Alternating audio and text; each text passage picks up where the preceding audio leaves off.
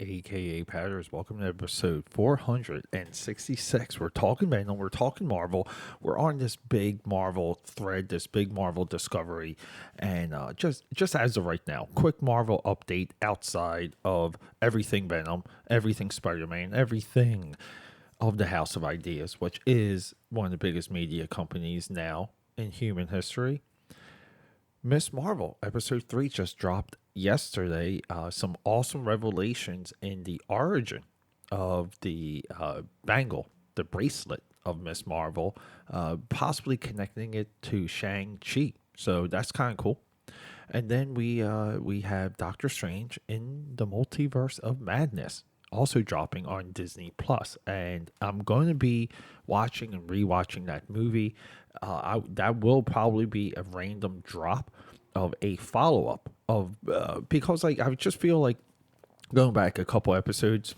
I'm real quick too. I'm Peter A. DeLuca here, another known as the Pop Culture Pope, Spicy Taco, the creator of Uzi Susie Trial by Fire. Just if you want to support me, join the Wolf Pack, join the AKAPAD army. Go into the ranks, akapad.com. That's my website. Sign up, get yourself some free merch. I'll send it out to you.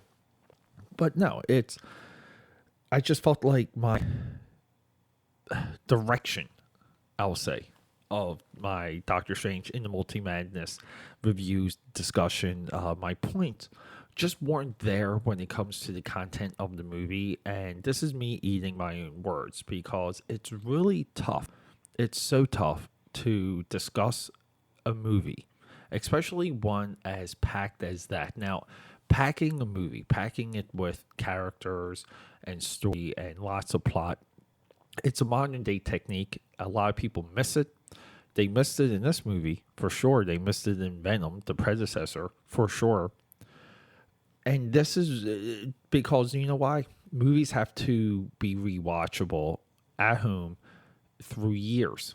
And if you do a boiled down, streamlined movie, like kind of, because people always say, cut out the characters, cut this out, cut that out. Action sequences are too long. You hear all these criticisms, and they are founded.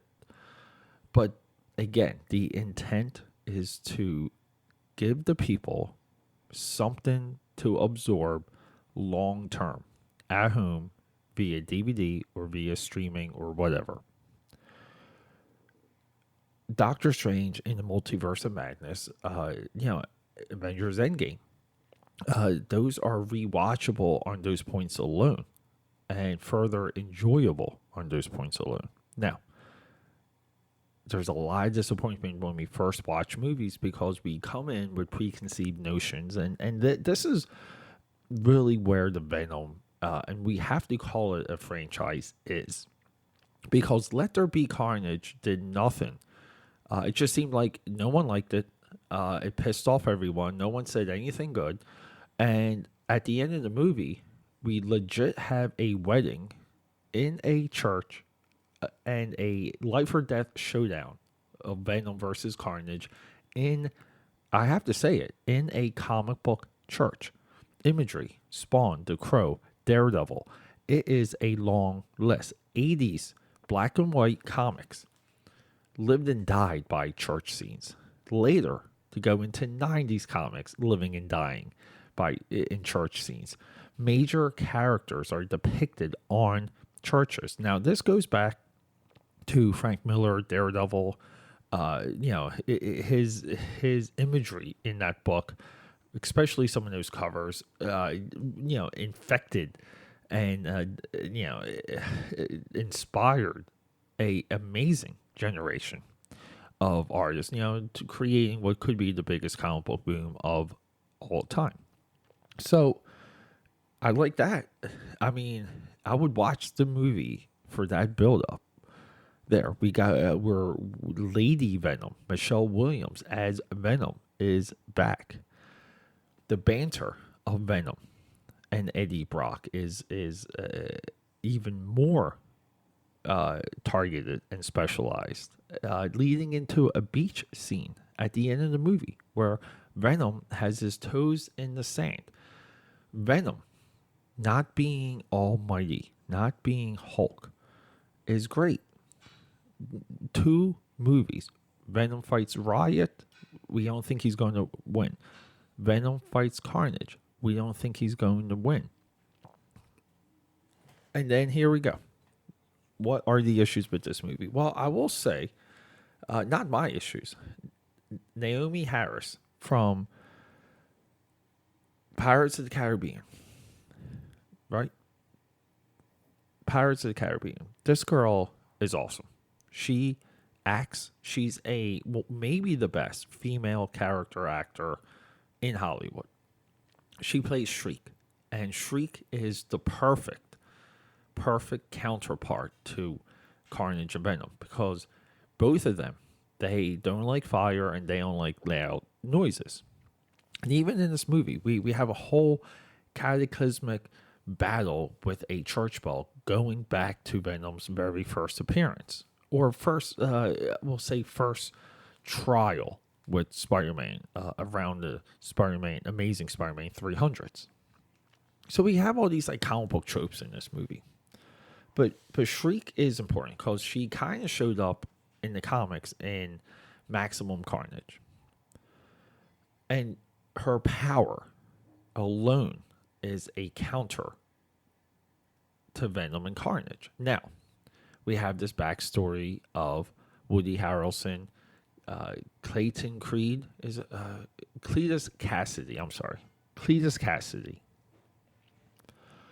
And the origin of Cletus Cassidy is way better than what they did in the comics. He murdered his family, he spent a life in jail, and we kind of learned that he admired and almost became a secret friend of Eddie Brock through his basically the backstory going into the first movie, which is he's almost like a media personality. And Cletus just wants to be friends, and he doesn't have a way of doing this. And the only way he can get Eddie Brock is to give him information on, like where are the bodies, because Cletus Cassidy, as we all know, is a serial killer. He's the Hannibal Lecter of the Marvel Universe, which makes it even better once he gets the symbiote becoming Carnage. Now, in the comic's stupid. Venom breaks through a wall of the prison, and I don't know, like a little bit of the costume of the symbiote falls off of Venom and gets into Cassidy. And it's like, okay, like comics. But then we would get the first cover of Carnage, and the second cover, and the third cover. That the middle cover became the iconic image, the first, what they would consider to be the first full appearance of Carnage. And keep in mind, they were teasing and building up the character for a couple months leading into that. But it's just a visual of Carnage, the Mark Bagley cover, that really put that character above Venom. Carnage was always cooler than Venom. Within the comics, Carnage was what people wanted Venom to be. Venom at that point was still transitioning a little bit more into like a good guy, anti-hero, blah, blah, blah, blah, blah. So you don't have to do that in the movies. You can just build Venom as an anti-hero. You can build him as a little bit of a comic relief. And then introduce the real threat, which are Venoms, but just evil. And you get it because all the rules you understand of Venom from the first movie, you transition them, and there's less education for the audience. And if there's less education for the audience, we get to build relationships, we get to build characters. And Cletus Cassidy in this movie is there. Woody Harrelson, again, the best character actor today, he's there. Okay, he's awesome. I love him being used. The hair, I just wish his hair was a little bit more wily, just because I always envisioned Cletus Cassidy with wily hair, and that's it. But how does Carnage get inside of Cletus? Well, he does it through a bite. And that bite scene is a better solution than what they did in the comics. So I say this a lot. I say that these movies boil down ideas and cut them up and display them and put them out there for all of us to see better than what the comics did. I'm sorry. This movie is just fun. It's enjoyable. It does even elevate Shriek as a character, even though like she dies, Cletus Cassidy dies. Venom basically bites his head off at the end, staying true to his character. And then the movie's over. Directed by Andy Serkis, the guy that portrayed Gollum, where people, laughably argue that he should have got an Oscar nomination for Gollum. No, it's a motion capture. There's no category for that. No. And the movie gets released. Grosses. Yeah, look, COVID hurt this movie. It really did. But, it's $500 million franchise. I mean, gross here. Worldwide box office, 0.5 billion. That's real. Andy Serkis directing that is real. So, where are we with this movie? I don't know. I love both of these movies. I think they're both recommendations. I think they're a ton of fun.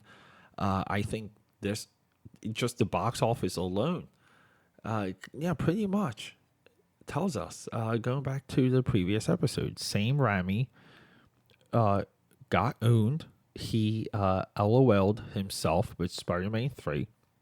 Should have made a Venom versus Spider-Man movie starring Topher Grace, because the setup of that one was really there.